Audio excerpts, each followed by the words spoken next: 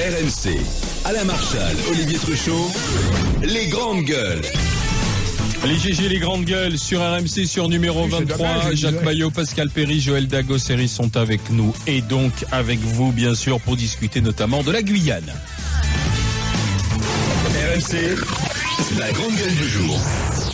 Il faut se préparer puisque les choses forcément risquent de se durcir et donc on prend nos dispositions pour pouvoir y pallier. C'était très urgent parce que, à ce qui paraît, ils vont fermer toutes les stations, les chemins sont fermés, donc avec le transport c'est très important pour bouger, il faut avoir le gazole à manger. Donc ça devait arriver puisque il y a des alertes qui ne passent pas. Depuis un moment, la Guyane est en alerte et il fallait qu'il y ait un fil conducteur. Et aujourd'hui, voici le résultat d'un grand malaise dans l'insécurité, dans la santé et aussi dans l'énergie.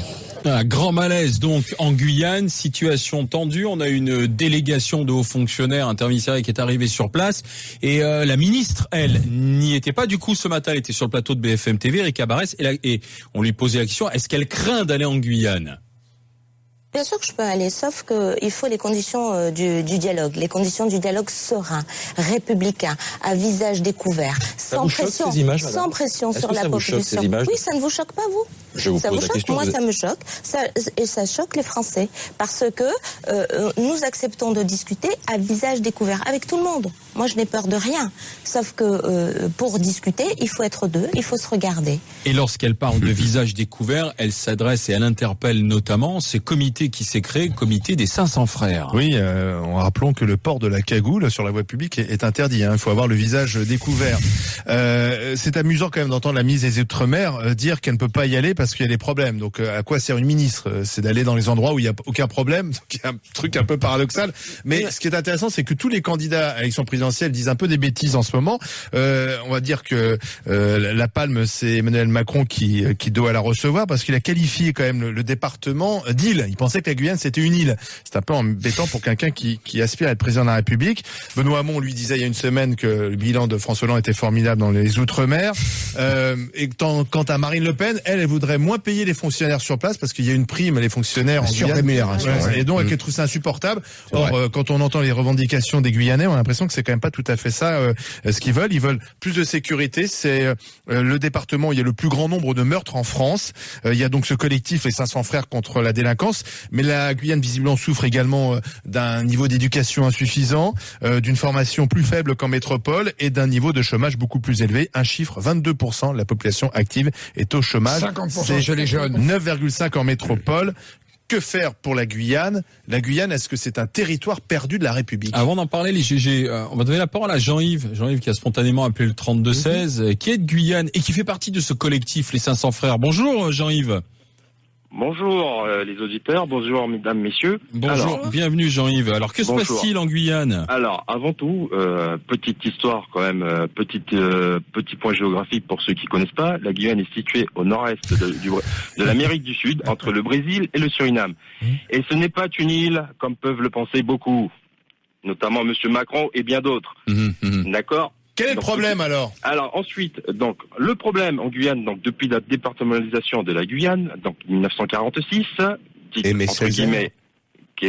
dite entre guillemets colonie, tous les départements confondus, aussi bien la Guyane que la Martinique, la Guadeloupe et la Réunion, puisque là pour le moment on parle de la Guyane, mais ça ne concerne pas que la Guyane, ça concerne tous les DOM. On est toujours considéré comme étant une colonie. Tout simplement parce que jusqu'à maintenant, il n'y a pas eu les avancées qu'il devrait y avoir.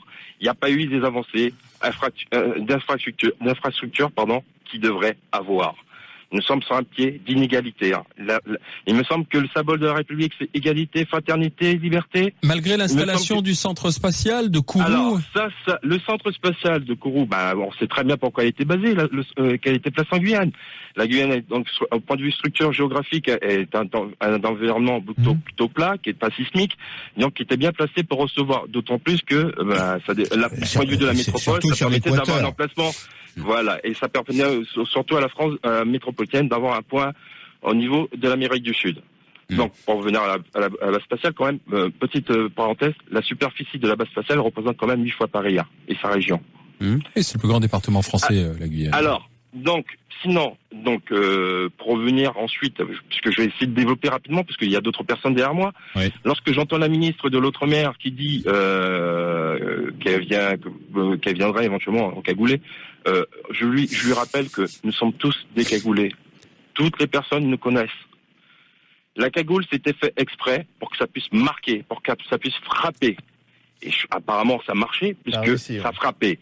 Donc, c'était pour que les personnes, les interlocuteurs qu'on avait en face, puissent ressentir lorsque... Mais si la ministre vient, si elle vous rencontre, si elle rencontre le collectif, ça sera sans cagoule quand même. Alors, si elle rencontre le collectif, ce sera sans cagoule. Notre cagoule sera sur nos têtes, redressée. Ce sera sans cagoule. La cagoule, elle sera là, mais elle sera redressée. Elle verra nos visages, elle verra nos yeux, elle verra nos lèvres, elle verra notre nez. Elle pourra même faire des photos, tout ce qu'elle veut. J'ai remarqué, Jean-Yves, que le collectif 500 frères, il est écrit 500 frères contre la délinquance, et c'est écrit en bleu, blanc, rouge. Ce qui veut dire qu'il y a quand même un attachement fort à la République. Ce que vous voulez simplement, c'est toujours être partie prenante de la République. Il n'y a aucune revendication autonomiste, indépendantiste ou autre derrière, Jean-Yves. Non, il n'y a aucune réclamation d'indépendantiste, etc. C'est pourquoi on a bien mis les couleurs de la France métropolitaine, qui sont nos couleurs, parce qu'on y tient, parce qu'on croit en ces valeurs, on croit aux droits de l'homme qu'elle prodigue, mais choses qui ne sont pas faites. D'accord. Alors, petit rappel quand même. Mais la France, Jean-Yves, attendez, pardon. Excusez-moi. J'aime bien quand même lorsque, par exemple, j'entends Monsieur Barouin ancien ministre des Outre-mer, qui veut rattraper en disant que oui, qui nous comprend, il oublie quand même qu'il a été ministre des Outre-mer et qu'il n'a rien fait aussi pareil. Donc je dis bien tout gouvernement confondu, droite, gauche, centre, est, du nord, du sud, Joël de voudrait l'est, vous de parler. Je voudrais vous poser une question concernant le ministre de l'Outre-mer. Combien de fois en une mandature, 5 ans ou 7 ans avant, vous le voyez se déplacer sur le territoire? Parce que pour moi, c'est incohérent qu'un ministre de l'Outre-mer soit à Paris. Il est à 9000 km de la Guyane. Combien de fois vous le voyez? Combien de fois il se déplace? Celle actuellement, je suis même pas sûr qu'on l'ait vu, je crois pas. Mais il est là depuis peu de temps, faut rappeler que c'est pas Paul Langevin. Lequel des ministres? Est-ce qu'il y a un lien lien entre le territoire et le ministre qui vous représente? Comment? Est-ce qu'il y a un lien entre les territoires, pour vous la Guyane, et le ministre qui vous représente? Moi, j'ai pas l'impression. Non, pas du tout. Pas du tout. Quel que soit le ministre qui nous représente, pas du tout. D'autant plus à chaque fois qu'ils viennent, on a plus l'impression que c'est un voyage politique qu'autre chose. Je voudrais juste il se trouve que j'ai vécu moi un petit peu plus d'1 an en Guyane et que je m'intéresse vraiment à l'économie des DOM. Je pense que la départementalisation a été utile, mais qu'elle ne fonctionne plus aujourd'hui. C'est-à-dire, ce sont des économies de comptoir. Attendez, je termine, Jean-Yves. Je vais jusqu'au bout. Des économies de comptoir qui ne vivent que de transferts d'argent public ou d'emplois publics. Moi, je propose une idée simple. Sur 2 générations, un plan de transition vers l'autonomie économique et politique de ces territoires. Pardon de vous le dire aussi clairement, mais je pense que les départements d'outre-mer, qui sont à 6000 ou à 11 000 kilomètres de la métropole, peuvent conserver un lien, maintenir d'ailleurs les valeurs de la République telles que vous les évoquiez, liberté, égalité, fraternité. Mais l'avenir de ces territoires, c'est de s'insérer dans leur environnement, et pour ça, il faut aller vers, je dis le mot clairement, l'indépendance économique puis politique. Là, je vous rejoins. Alors, pourquoi je vous dis que cette indépendance économique n'a jamais été faite? Est-ce que votre collectif demande l'indépendance? Il y a quelques années, là maintenant c'est chose qui a été rétablie. Pourquoi il y a quelques années, les produits locaux qui étaient donc produits en Guyane se revendaient plus cher que les produits qui arrivaient de métropole. Tout simplement parce que la grosse aberration de la métropole, il fallait que nos produits qui étaient produits en Guyane passaient par Rungis pour revenir en Guyane. C'est pas mal ça encore. Oui, ça c'est aberrant. Je sais pas. Mais il y a ça, et puis il y a un deuxième élément qui est la question des coûts de production. On a construit par exemple une usine de yaourt à Makouria, de mémoire. Je sais que d'ailleurs que les éleveurs, ceux qui produisent du lait, ont fait des efforts en Guyane pour augmenter la production, mais malgré tout, ça reste un micro-marché. Et en économie, on est sur la question des rendements croissants. Et quand on n'a pas une capacité industrielle importante, on n'arrive pas à maîtriser le coût unitaire de production. Ce qui fait que même ce qui est produit sur place place est produit à des coûts de production qui sont supérieurs à l'industrie. Merci Jean-Yves d'avoir été avec nous. Bonne journée du côté de la Guyane, parce que Jean-Yves nous appelait directement de Guyane. Il est membre du collectif Les 500 Frères. Joël, Jacques, Pascal. Alors Joël, sur ce qui se passe en Guyane. Oui, enfin moi, je disais tout à l'heure que ces déplacements de candidats ou même de ministres qui viennent 2 heures sur un territoire qui a des milliers de kilomètres, et quand je les vois danser, j'ai juste envie de leur taper sur la tête parce qu'ils repartent et que les 50% des jeunes sont au chômage parce qu'on parle de la banlieue tout le temps et que les territoires perdus, pour moi, ils sont là, ils sont là-bas, ils sont perdus déjà géographiquement parce qu'ils sont tellement loin de l'Hexagone. On parle plus de la banlieue que de ces territoires, c'est sûr. Exactement, et ils sont perdus parce que il faut bien savoir qu'à partir d'un certain moment, quand ils font des études, ils sont obligés de venir en France. Je comprends pas pourquoi. Sauf aux Antilles maintenant et à la Réunion. Il y en a encore beaucoup des Antilles. Moi, j'ai de la belle famille qui est aux Antilles et qui vient à partir après le bac, qui est obligé de venir en France. Et à partir du moment où tu viens en France et où tu découvres l'Europe et machin, tu ne repars pas sur ton territoire. En 2008 et 2009, vous vous rappelez quand même qu'il y a un mouvement, le LKP, l'Idomota, contre la profitation, etc. À l'époque, on est quelques-uns à travailler, d'ailleurs c'est à l'époque sous l'autorité de François Fillon, on fait les états généraux de l'outre-mer. Moi j'ai travaillé dans ces commissions, on a fait des propositions avec des confrères historiens, économistes, géographes, pour aller vers un développement endogène. Ça veut dire quoi? Ça veut dire sortir de la seringue de l'argent public. L'argent public dans ces territoires, c'est un peu comme la morphine. Alors qu'est-ce qu'on quand ça va faire, pas, quand ça va pas, quand on a moins d'argent public, on met quoi à la place? Eh bien, sur deux générations, on met de l'argent pour transformer l'économie de ces territoires qui ont des qualités. Alors, Guyane, c'est une des plus grandes, c'est la plus grande forêt de France, je crois, la Guyane. Ça s'appelle l'Amazonie. Voilà. On a le centre spatial guyanais. On a 1700 emplois. On a aujourd'hui une petite activité de caractère touristique, mais aux Antilles, il y a d'autres qualités. À la Réunion, il y a 1 million d'habitants aujourd'hui. Mais ça commence Guyane, à être. restons sur Guyane. Pourquoi la Guyane? C'est un plan d'ensemble, Olivier. Par rapport à la proposition de Pascal, moi je suis d'accord si c'est l'indépendance. Je suis pas d'accord qu'on s'arrête à l'autonomie. Parce que je vais prendre l'exemple de la Polynésie. Non, attends, je vais prendre l'exemple de la Polynésie française que je connais très bien. Ils veulent pas de l'indépendance finalement, on est toujours au bord. C'est ce que disait Floss. Faut toujours être autonome au maximum, puis quand on est en difficulté, on demande un chèque à aller au Paris. C'est l'autonomie, mais financée par les autres. Et j'espère aussi qu'en Nouvelle-Calédonie, il va y avoir le référendum d'autodétermination et que ça va être tranché. Et la Polynésie aussi, elle est française. Ah oui, mais elle a un régime. Mais qu'est-ce qui se passe là? Elle a un régime d'autonomie interne. Elle n'est pas indépendante. C'est comme si on n'avait pas envie de rendre ces régions-là indépendantes, même économiquement, sans parler d'indépendance politique, mais même économiquement, on a envie de les tenir. Je sais pas pourquoi. Est-ce que l'économie est autant tournée vers la métropole, alors que sur leur propre territoire, ils sont entourés par d'autres pays. Mais tu l'as dit, Dominique, tout à l'heure. Parce que c'était des colonies. C'est ça. Il y a un système néocolonialiste qui est encore en place, et on ne veut pas. Pour moi, c'est un manque de volonté. Alors, il faut savoir pourquoi, quel est notre intérêt de faire ça, mais on ne veut pas rendre ces régions-là indépendantes. Il faudra dire aussi quelque chose aux Antillais-Guyanais. C'est que demain, s'ils sont indépendants, il faudra se comparer à leurs voisins.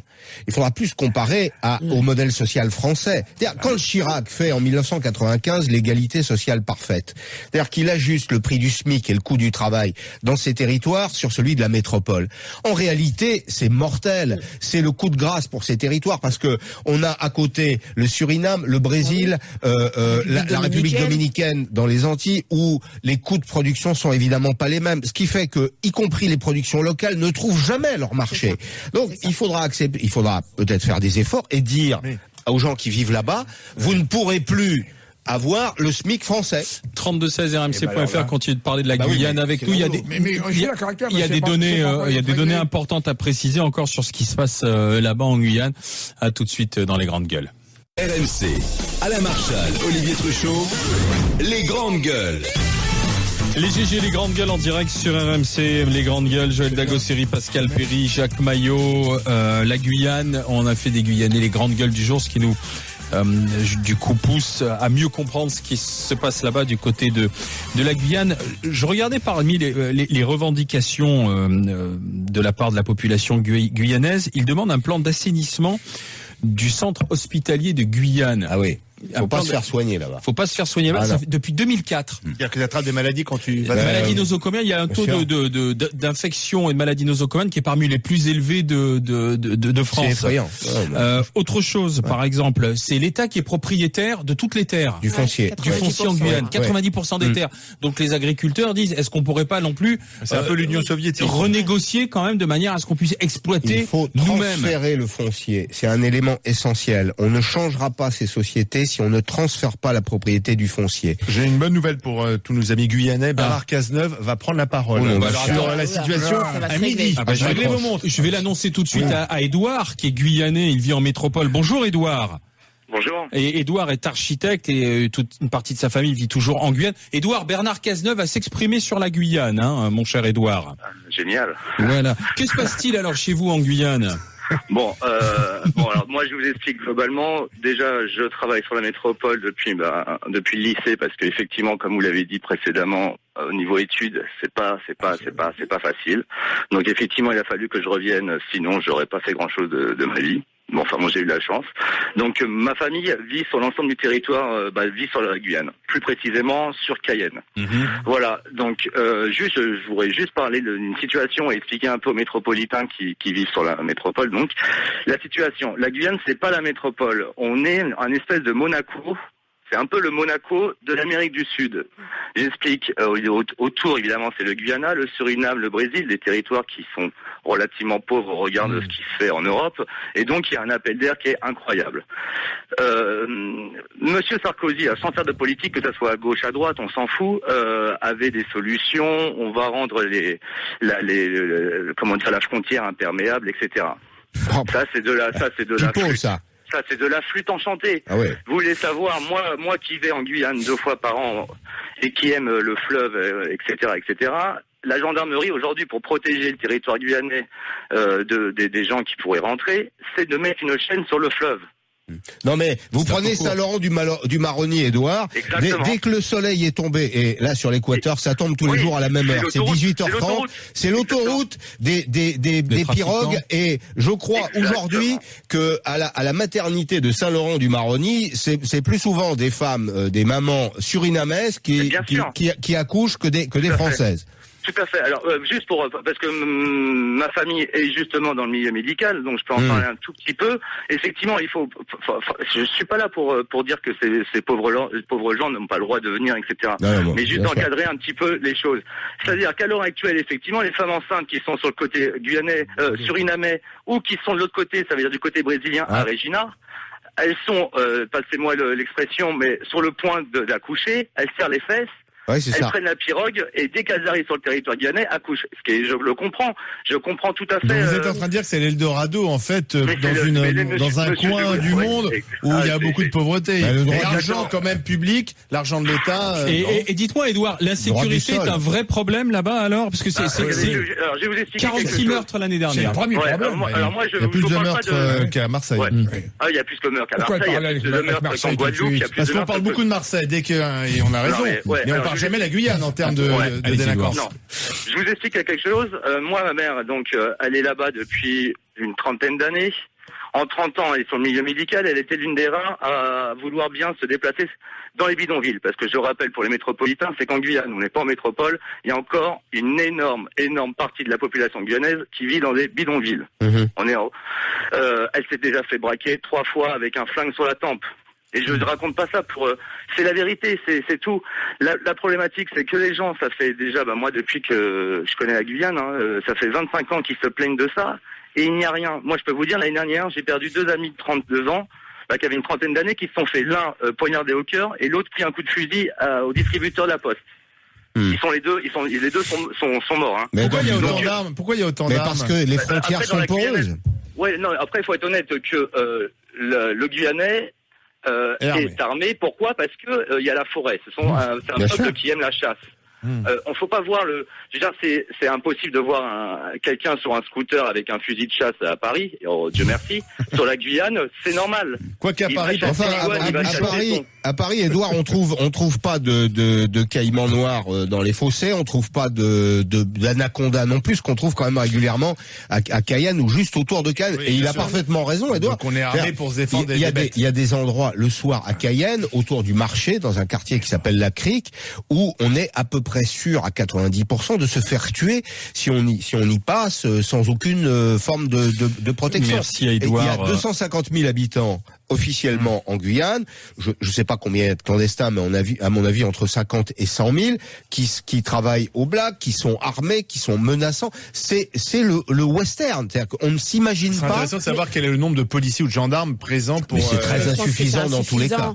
Et il faut bien voir que quand on parle ici des banlieues, du cannabis, de cette économie parallèle, on est quand même sur des trafics de drogue. On est dans des régions où il y a du trafic de drogue. Ils sont pas loin du Brésil. Si c'est pour la Martinique ou la Guadeloupe, on n'est pas loin de la République dominicaine. Enfin, on est quand même dans une zone où il n'y a pas de travail et en plus où il y a de l'argent à se faire avec du gros trafic de drogue, pas du cannabis, voilà.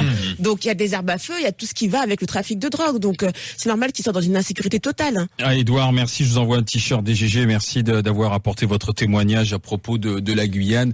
Et comme disait l'autre, situation à suivre. Dans un instant, nous on se retrouve en direct sur RMC numéro 23 pour le match DGG.